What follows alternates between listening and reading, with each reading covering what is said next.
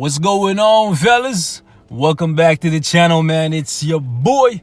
And before we get this thing started, I just want to take a quick moment to wish you all my brothers, all my sisters, all of you guys, a happy, safe, and productive 2019. We made it to another year, boys, and we should all feel grateful. We should all take a moment to realize how truly blessed we are, because a lot of people didn't make it to 2019. Every day is a gift, boys. Every day is a gift. That is why it's called the present. We are all walking around with expiry dates on our backs. We just don't know when it's gonna be our time. We could be here today and gone tomorrow. I'm telling you, boys, enjoy every second of this thing called life. It's a scary, scary thing. Anyways, boys, let's get right into it. For today, I wanted to give you guys my best free-to-play comic card in Marvel Future Fight. This is something that a lot of you guys have been requesting for a little while, so I've put together a list of comic cards that I think you guys should be aiming for if you are a free-to-play player, or if you're a young whale like myself. Okay, if you don't spend a whole bunch of money on Marvel Future Fight, or if you're like me and you've never purchased the premium comic card chest that they have in the store over here, if this thing will bloody load any day now, there we go. Anyways, if you've never purchased the premium comic card like myself and you don't see yourself purchasing it anytime in the future, these comic cards should be very, very high up on your list. Honestly, boys, any 5 of these comic cards will have you looking like a beast and have you being able to cut down everything that there is in Marvel Future Fight. And honestly, even if you're the whaliest of whale, the blubberiest of blubberiest of blubberies of whale, one of these cards is guaranteed to be in your comic card set. Now, with that being said, boys, let's jump right into it. Now, this list is not going to be in the traditional best to worst format. I'm just going to be going in the order in which the comic card collection has been automatically pre-assembled. 13 of the 15 cards I'm going to recommend in this video can be gotten from Dimension Rift, or you can straight up purchase them in the Shield Lab, either for gold or for a little bit of crystals. So let's jump back over here and take a look at this comic card collection. The first card I want to recommend is actually one that I use extensively for a very, very long time, and it's actually this one right here, Civil War number 4. It's not the best card because you're getting all attack and physical defense, but it's a pretty good starter card. If you take a look at the other slots, you can see for yourself you can roll for physical attack in the 3rd, you can roll for skill cooldown or attack speed in the 4th, and in the 5th slot you can also roll for, you can see for yourself, critical damage or all defense, and in the final slot some energy attack. So overall, it's a pretty solid card and one that I highly recommend. Another card that I would recommend from this set is actually Civil War number 5. This one you can't get at the Shadowland chest, even though I know a lot of you guys often tell me you get it from Shadowland. I've never seen it in Shadowland, and if you check the actual comic card chest in Shadowland, it's not listed there. So maybe I'm missing something. I personally got this thing from the Shield Lab, or you can get it as a bonus drop if you're really, really lucky from a Dimension Rift. I've seen people saying they can get it from there. You can see for yourself, it gives you physical attack, ignore defense.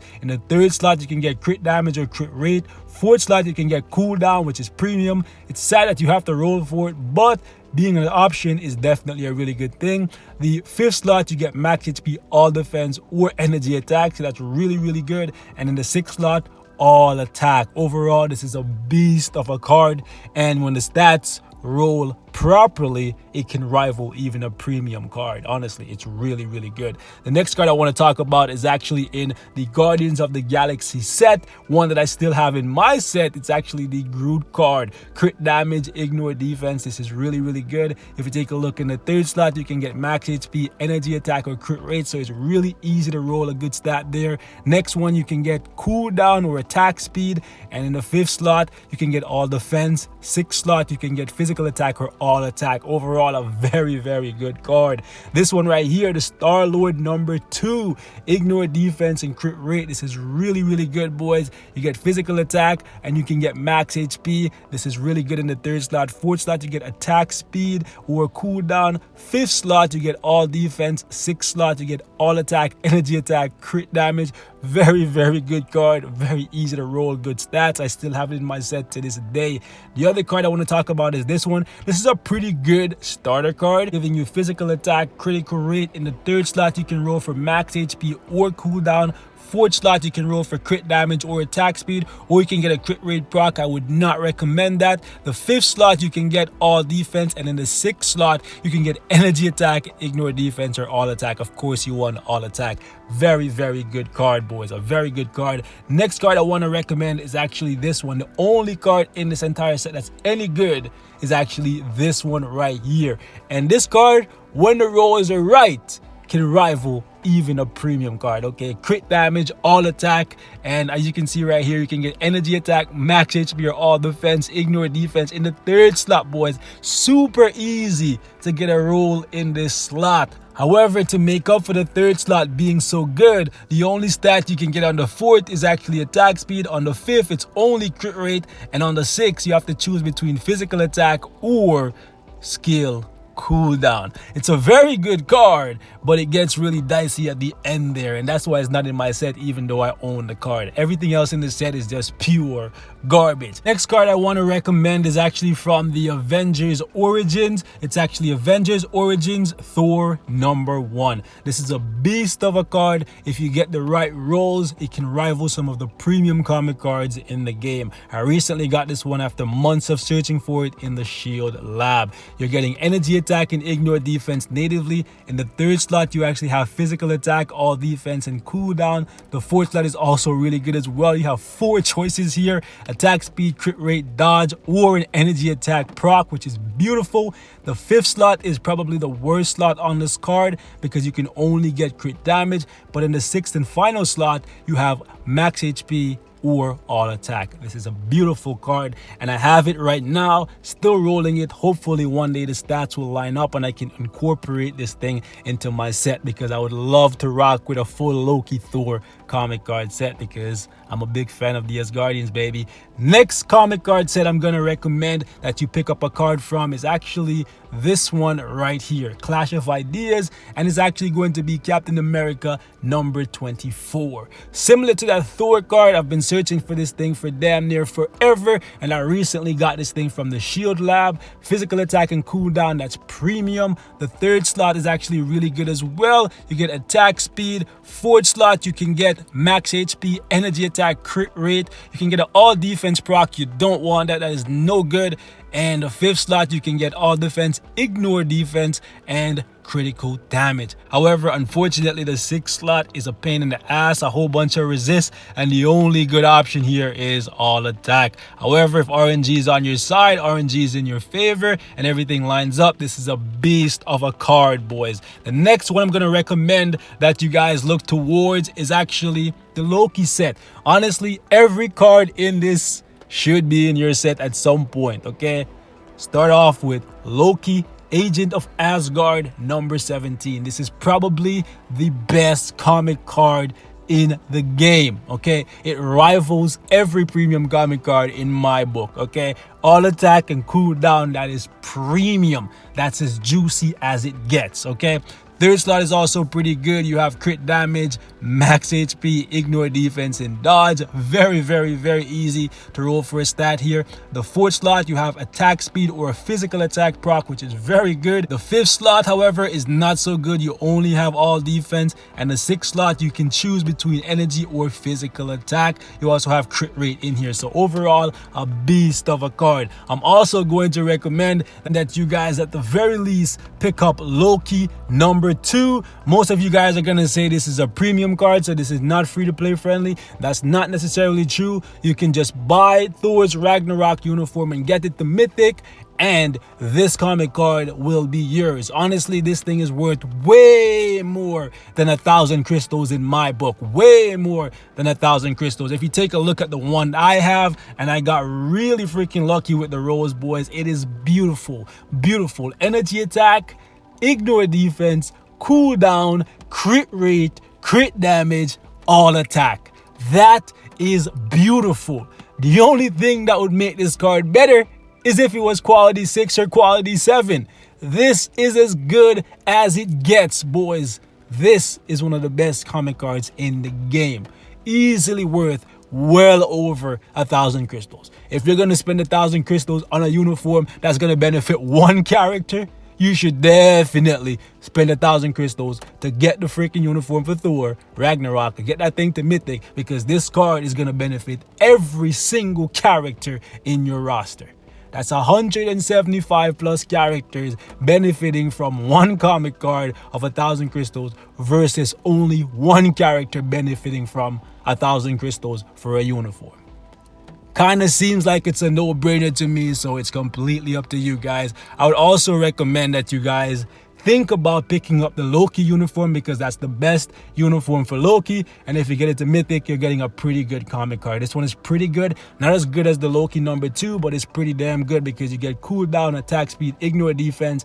In this 4th slot right here, you can roll for energy attack to go with all attack. And in this 6th slot, you can actually roll for max HP. Unfortunately, this slot is a pain in the ass to roll for, and I've been trying to get this thing to line up for damn near forever. But if you can land energy attack and all attack, you can just leave this as a dud and you'd still be winning. That's just my 2 cents. The next set I'm going to recommend that you guys look towards is actually $20.99 if you're really new and you happen to come across it. The limb variant is actually really good, and it's something I used for quite some time. And ultimately, the reason I chose to get rid of this card out of my comic card set is because the 6th slot is a conflict of interest. For me, at the very least, having to choose between physical, all attack, crit rate, and cooldown was not something I wanted to do, right? Because whenever you're building your set, you want as much attack as possible, but you don't want to sacrifice too much cooldown. You always want to have 28 to 30%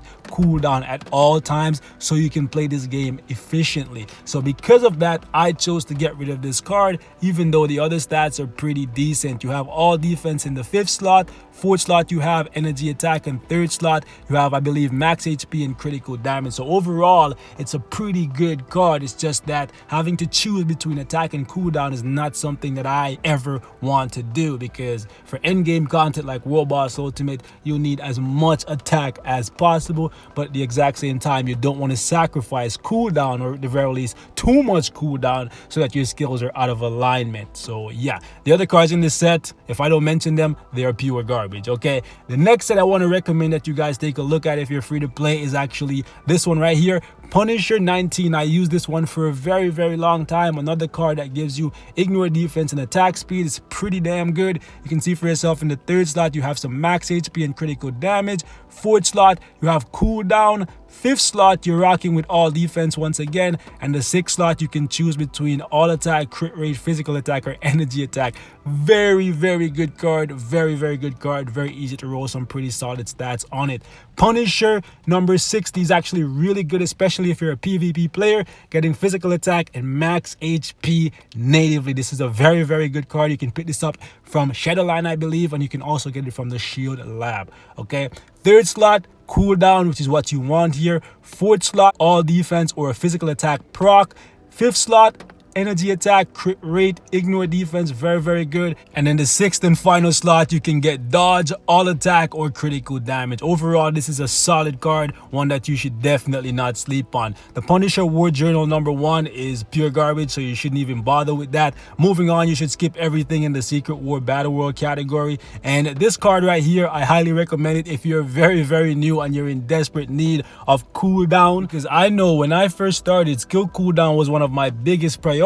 And to be honest, to this day it still is, because I like to be able to fly through my skills as efficiently as possible. However, ultimately, this is a card that you should only be keeping in your set if you're in your first 2 or 3 months of playing this game, because the overall remaining stats are really not that good. You do not want dodge natively. The 3rd slot is decent because you can get crit damage, but it's really hard to roll for because you have a couple resist in here with physical defense. The 4th slot is very easy to roll for something good on. You have energy attack, attack speed, all defense, or ignore defense. The 5th slot, however, you'll see it's a clusterfuck of garbage. Sorry for swearing, but basically the only thing that you can get here of any real value is recovery rate. and that's not good. Okay, the 6th slot is pretty good though, because you can roll for crit rate, max HP, physical attack, or all attack. Obviously you want all attack, but ultimately, even if you get the best rolls possible on this card, you're gonna have 2 slots that in my opinion are duds. You're gonna have recovery rate and dodge. So in my opinion, by your 4th or 5th month of playing this game, this comic card should definitely no longer be in your comic card set. And the final card I'm gonna recommend in this video, even though there's a couple winners, a couple decent ones in this set that are free to play friendly, honestly, I think the best one above them all is actually the unbelievable Gwenpool #1, because you're getting all attack and max HP natively, and then in the 3rd slot you can roll for dodge or critical damage. 4th slot you can get everything under the sun, boys. There's absolutely no missing here. You get crit rate, cooldown, all defense, physical attack, or an attack proc.